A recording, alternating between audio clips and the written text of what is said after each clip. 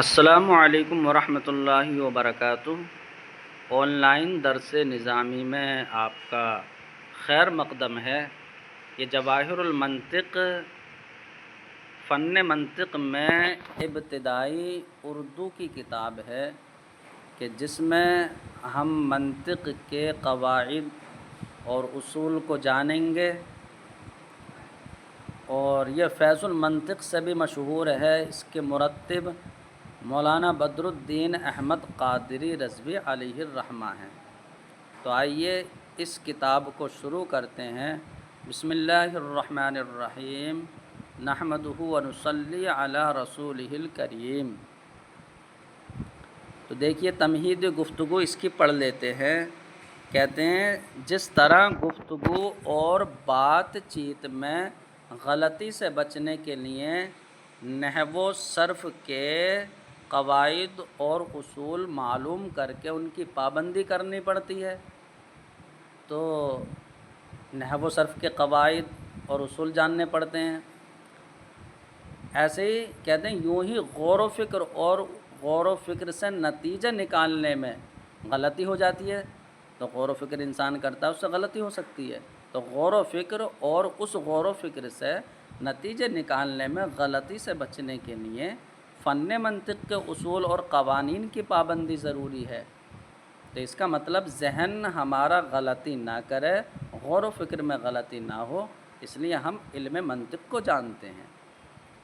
کہتے ہیں پھر چونکہ غور و فکر کا تعلق علم سے ہے، کیونکہ غور و فکر تو وہی کر پائے گا جس کے پاس علم ہو، اور علم کا مسکن اور ٹھکانہ ذہن ہے۔ یعنی علم انسان کا کہاں ہوتا ہے؟ تو علم کا رہنے کی جگہ اور ٹھکانہ، مسکن و ٹھکانہ وہ ذہن ہے۔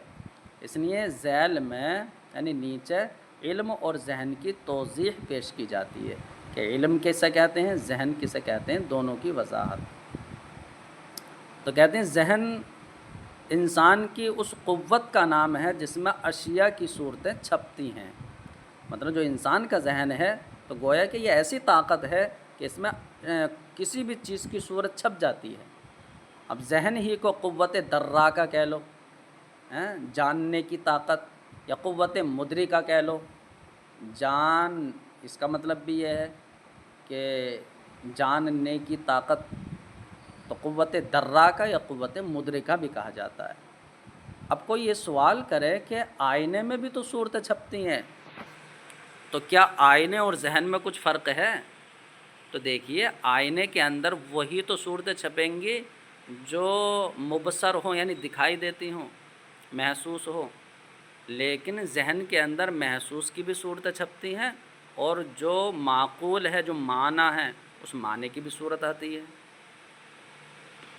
تو اسے معقول بولتے ہیں جو صرف عقل میں آئے، آئینے میں دکھائی نہ دے۔ کہتے ہیں جواب آئینہ اور ذہن میں کئی طرح سے فرق ہے، چنانچہ خود آئینہ نظر آ سکتا ہے، اس کو چھوا جا سکتا ہے، ہم آئینے کو دیکھ سکتے ہیں، چھو سکتے ہیں، لیکن ذہن نہ تو نظر آ سکتا ہے نہ اس کو چھوا جا سکتا ہے۔ ایک تو یہ فرق ہو گیا۔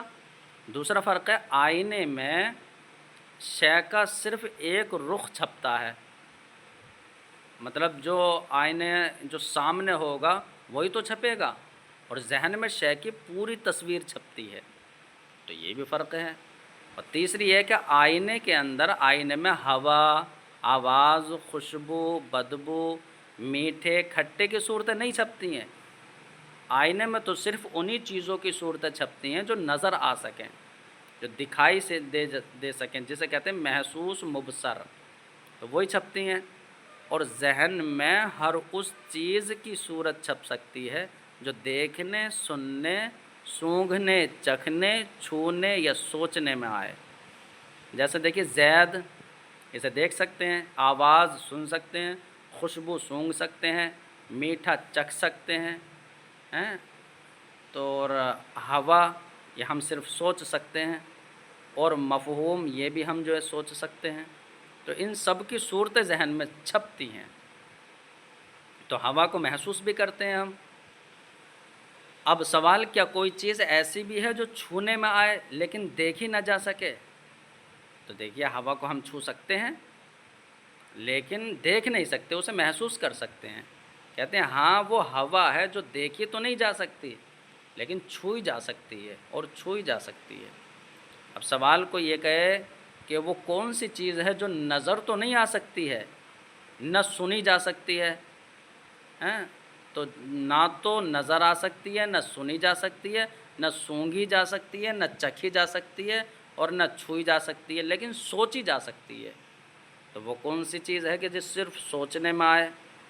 تو دیکھیے وہ مفہوم ہے کسی بھی چیز کا معنی۔ تو بیان کرتے ہیں بہت سی چیزیں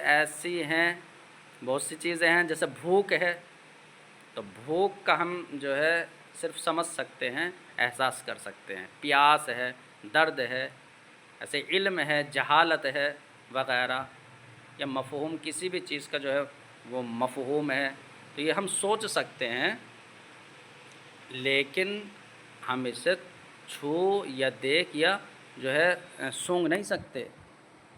اب علم کسے کہتے ہیں؟ کہتے ہیں پیارے بچوں، منطقیوں نے علم کی کئی تعریف کی ہیں۔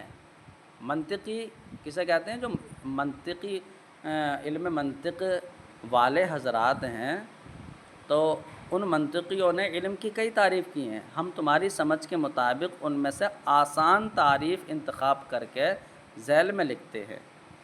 تو اس لیے علم کی تعریف کرتے ہیں، ذہن میں شے کی چھپی ہوئی صورت، یہ علم ہے۔ علم کسے کہتے ہیں؟ ذہن میں شے کی چھپی ہوئی صورت کو کہتے ہیں۔ مختصر لفظوں میں یوں سمجھو کہ شے کی صورت ذہنیہ کا نام علم ہے۔ مطلب یعنی کسی بھی چیز کی جو ذہنی صورت ہوگی، جو ہمارے ذہن میں بس گئی ہے، وہ ہمارا علم ہے۔ تو صورت ذہنیہ کا نام علم ہے۔ اب سوال کو یہ کرے کہ عربی لغت میں تو علم کا معنی انکشاف یعنی جاننا بتایا گیا ہے، تو علم کا معنی کیا ہے؟ انکشاف، یعنی بالکل واضح ہو جانا، کسی بھی چیز کو جان لینا۔ اور یہاں علم کا معنی صورت ذہنیہ بتا دیا آپ نے کہ ذہن میں جو صورت چھپی ہوئی ہے وہ علم ہے۔ تو جاننا اور صورت ذہنیہ میں کیا تعلق ہے؟ عربی لغت میں تو علم کا معنی جاننا، اور آپ نے یہاں بتا دیا جو ذہنی صورت ہے وہ۔ کہتے ہیں جواب ان دونوں میں بڑا گہرا تعلق ہے، کیونکہ جو ذہنی صورت ہے وہی تو علم ہے۔ تو کہتے ہیں اور وہ یہ ہے تعلق کہ شے کی صورت ذہنیہ کے ذریعے شے کا جاننا ہوتا ہے۔ تو ظاہر سی بات ہے جب ہمارے ذہن میں کسی شے کی صورت چھپتی ہے تو ہم اس شے کو جان لیتے ہیں۔ جیسے ہم نے زید کو دیکھ لیا، اب کسی نے کہہ دیا ان کا نام زید ہے، تو ہمارے ذہن میں ان کی صورت چھپ گئی۔